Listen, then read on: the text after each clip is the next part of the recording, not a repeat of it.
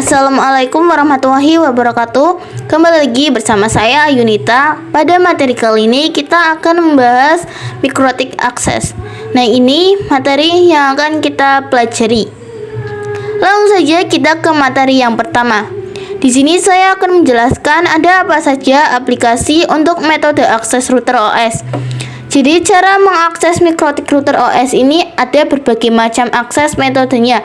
Ada beberapa aplikasi yang menjembatani akses mikrotik router OS. Di antaranya yang pertama adalah keyboard. Keyboard ini bisa dilakukan jika kita memasang router OS pada komputer atau PC kita. Lalu yang kedua ada serial console, kemudian ada remote server telnet atau SSH, kemudian ada Winbox. Nah, aplikasi Winbox ini adalah aplikasi yang paling familiar atau paling sering digunakan oleh siapapun untuk melakukan akses router OS. Kemudian ada FTP, lalu ada EP, ada QuickSend, dan ada Webfix atau HTTP. Lalu ada MAC Telnet, kemudian ada lokal, dan yang terakhir ada Mikrotik App. Untuk Mikrotik App ini adalah untuk diinstalnya pada Android atau iOS. Kemudian saya akan membahas terkait menu hostname IP address pada Winbox. Langkah yang pertama adalah kita akan memberikan identitas nama router port, dan yang kedua kita akan memberikan IP address pada router port. Kita masuk saja ke aplikasinya. Langkah pertama kita akan memberikan hostname pada mikrotik router port. Sebelum itu pada bagian kiri ada banyak menu yang bisa kita gunakan. Untuk memberikan hostname, kita pilih menu sistem, lalu klik identity. Pada bagian ini, kalian bisa ubah sesuai keinginan kalian. Setelah itu, kalian klik OK, dan setelah klik OK, kalian telah diberikan hostname atau hostname sudah berubah menjadi nama yang kita inginkan. Nah, kita juga bisa memberikan IP address pada router port. Yaitu kita klik pada menu IP. Setelah itu kita klik menu addresses. Nah, di sini masih kosong dan belum ada IP address. Kita klik icon plus. Setelah itu kita bisa ubah IP address yang sesuai kita inginkan. Untuk bagian network kita tidak usah ubah. Setelah itu kita pilih ke port berapa yang ingin disambungkan ke PC kita. Setelah itu kita bisa klik apply dan OK. Jika sudah, kita sudah berhasil memberikan IP address pada router kita. Materi selanjutnya saya akan menjelaskan tampilan mikrotik pada aplikasi Winbox. Nah, pada bagian connect to ini merupakan langkah yang kita gunakan untuk mengakses router kita. Misalkan kalian melakukannya dengan MAC address atau IP address. Kemudian pada bagian login ini adalah opsi user yang digunakan dalam mengakses mikrotik. Jika kalian belum pernah ubah, maka usernya menggunakan admin dan passwordnya itu kosong. Kemudian pada menu identity, ini adalah hostname pada mikrotik atau nama yang sudah tadi kita contohkan. Kemudian ada version, ini adalah versi image pada mikrotik. Kemudian pada bagian port, ini adalah cloud hosted router. Nah, pada bagian menu add time ini merupakan berapa lama mikrotik kita diaksesnya. Kita lanjut pada tampilan ketika sudah berhasil terkonek. Pada bagian menu admin ini adalah user yang kita gunakan untuk login. Tadi kita menggunakannya dengan user admin. Nah, pada bagian IP atau MAC address adalah info login yang menggunakan IP atau MAC address yang mana. Lalu pada bagian mikrotik adalah hostname, dan pada bagian versi 6.49 adalah image mikrotik kita. Kemudian yang CHR adalah port atau jenisnya, dan yang terakhir adalah prosesor pada mikrotik. Di bagian bawahnya juga ada menu session, ini untuk menyimpan sesi, dan pada bagian dashboard ini ada banyak sekali menu. Yang pertama adalah menu undo, retro, dan save mode. Ini untuk mode remote access. Lalu ada session juga, ada uptime yaitu berapa lama waktu router kita diakses. Lalu ada memori atau RAM pada router, dan ada CPU pada router, ada tanggal, dan ada waktu yang digunakan. Pada bagian kiri adalah menu-menu yang terdapat pada aplikasi Winbox. Di sini saya akan membahas satu persatu menunya. Yang pertama, menu Quick Set ini digunakan untuk konfigurasi beberapa menu utama dalam satu layar seperti IP address, DHCP, PPPoE, bridge, net, dan wireless. Yang kedua, menu Capsman ini digunakan untuk controller jika ada banyak access point. Misalnya di hotel ada 100 access point dan bagaimana dikontrol dalam satu mikrotik. Kemudian ada menu interface. Ini digunakan untuk konfigurasi interface berupa Ethernet, EOIP, tune, VLAN, dan sebagainya. Lalu ada menu wireless. Ini digunakan untuk konfigurasi wireless and stream, dual slave, access list registration, connect list, dan sebagainya. Kemudian pada menu bridge ini digunakan untuk menggabung port di mikrotik menjadi satu jaringan atau network, bisa menggunakan bridge, wireless bridging, dan sebagainya. Kemudian ada menu mesh. Ini digunakan untuk konfigurasi HWMP+ pada wireless mesh. Kalau pada menu IP, juga ini merupakan menu yang paling sering digunakan atau dikonfigurasi, mulai dari IP address dengan DHCP, firewall, web proxy, dan sebagainya. Kemudian selanjutnya menu routing. Menu routing ini jika ingin konfigurasi dynamic routing protokol seperti RIP, OSPF, BGP, routing filter, bidirectional forwarding execution, dan lain-lain. Lalu ada menu sistem. Ini fitur yang paling banyak digunakan, yaitu untuk reset configuration, package, reboot, certificate, clock, login user, atau booting, dan sebagainya. Lalu ada menu queues. Ini digunakan untuk konfigurasi bandwidth management, simple queues, queues tree, HTTP, bandwidth prioritas, dan lain sebagainya. Lalu ada menu file. Ini merupakan isi harddisknya mikrotik. Biasanya ini untuk file backup konfigurasi. Lalu ada menu log. Menu log ini untuk melihat aktivitas router dalam bentuk log. The view bisa diatur di menu sistem. Kemudian ada juga menu radius. Ini digunakan untuk radius client. Kalau pakai mic mount setting di sini. Lalu pada menu tools ini digunakan untuk bandwidth testing, ping, telnet, SSL, tracker route, graping, dan lain-lain. Dan yang terakhir yaitu menu new terminal, yaitu digunakan jika kita ingin konfigurasi mikrotik menggunakan terminal. Nah, pada materi kali ini kita akan membahas mengakses virtual router mikrotik pada Pinet Lab dengan aplikasi Winbox. Sebelumnya, Pinet Lab ini adalah aplikasi lab outlet emulator jaringan paket, dan persiapkan terlebih dahulu environment Pinet Lab yang sudah tersedia perangkat virtual mikrotiknya.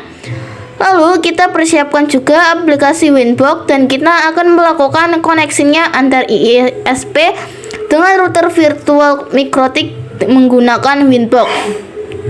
Kita lanjut saja ke aplikasinya. Seperti yang sudah saya katakan tadi, pastikan kalian sudah menginstal Pinet Lab-nya. Di sini saya memberikan topologi yang akan kita gunakan dalam pembelajaran mikrotik kali ini.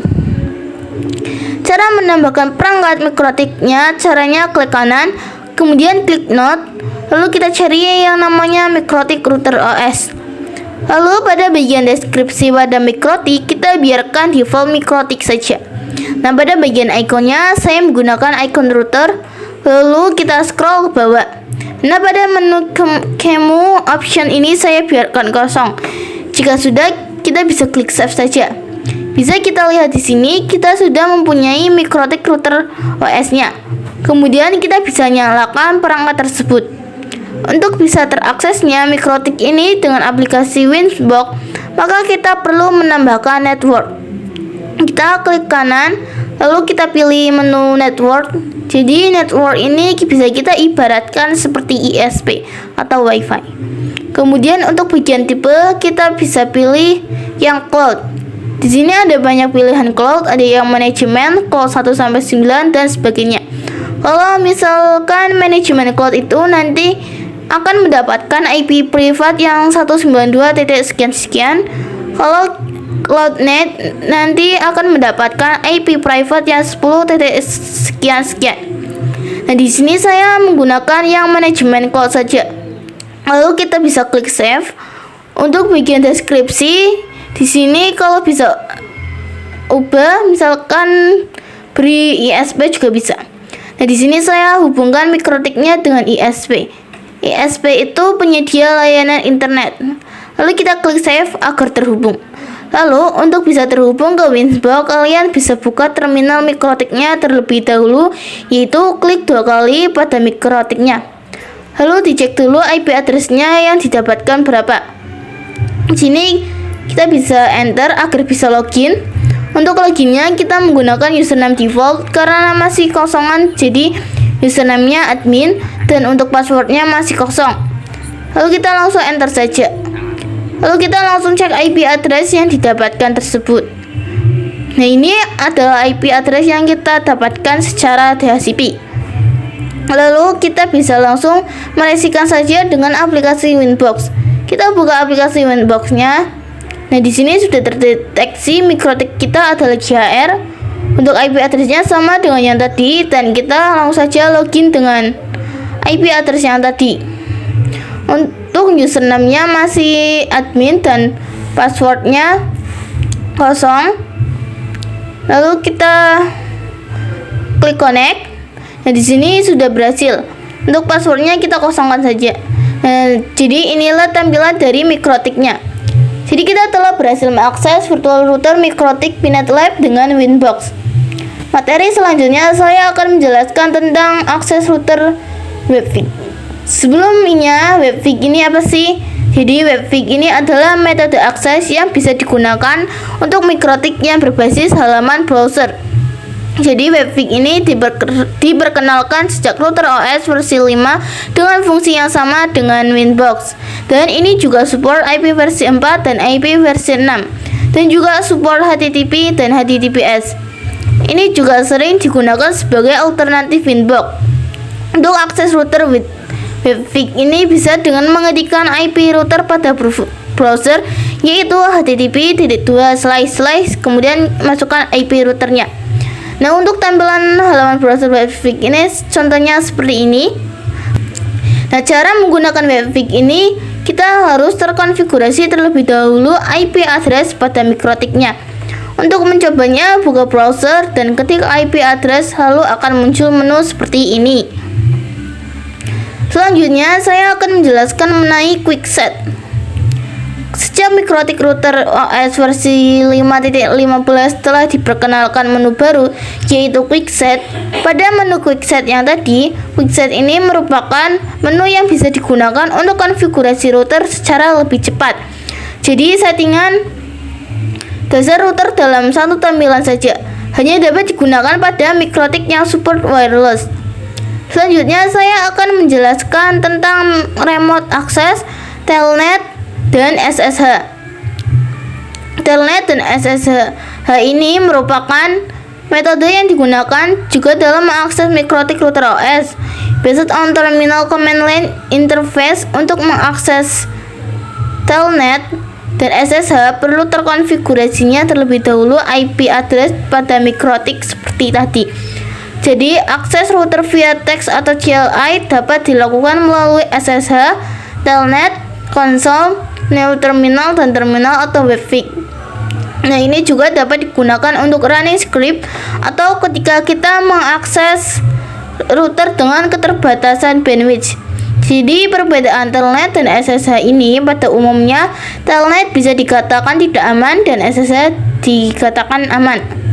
Untuk bisa mengakses router via remote SSH atau telnet, maka bisa menggunakan aplikasi remote seperti PuTTY, WinSCP, dan seterusnya. Oke, di sini kita akan mencoba telnet. Telnet ini bisa dikonfigurasikan pada terminal command prompt. Aplikasinya untuk melakukan telnet. Lakukan perintah telnet, lalu setelah itu ketikkan IP address yang tersedia pada mikrotiknya. Setelah itu untuk telnet ini port address-nya by default adalah 23. Maka langsung saja bisa melakukan login. Nah, jika sudah berhasil maka akan muncul menu seperti pada Winbox. Lalu kita akan mencoba uji coba SSH. Ini bisa dikonfigurasikan pada aplikasi PuTTY. Nah, pada awal kita membuka aplikasi PuTTY, ini akan langsung muncul menu hostname or IP address. Nah, di sini untuk kalian isi dengan IP address pada mikrotik seperti halnya dengan telnet. Lalu port SSH-nya by default-nya itu 22 untuk SSH. Setelah itu, jika sudah berhasil diisi semua, kita klik open. Maka sudah berhasil login. Jika ingin mencari menu, ketik saja menu yang diinginkan. Karena menunya sama dengan aplikasi Winbox dan ini juga sama dengan telnet pada aplikasi Command Prompt. Nah, materi selanjutnya saya akan menjelaskan terkait serial console adalah metode yang bisa digunakan untuk mengakses mikrotik router OS. Serial console adalah cara lain untuk remote di router.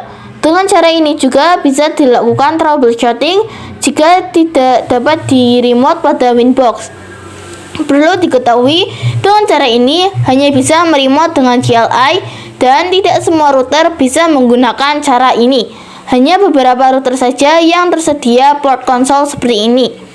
Untuk port console itu seperti ini gambarnya, dan untuk kabel serial konsolnya ini seperti ini.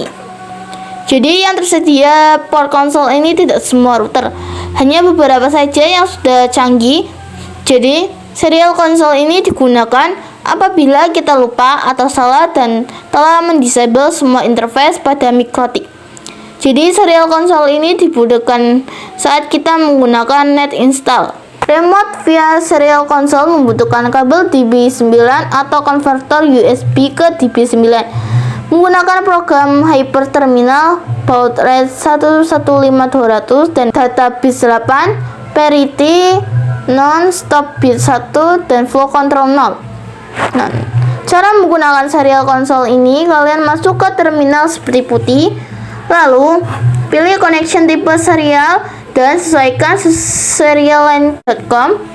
Ini berapa yang dapat dilihat pada device manager. Jadi kita harus lihat dulu serial lainnya itu berapa di menu device manager.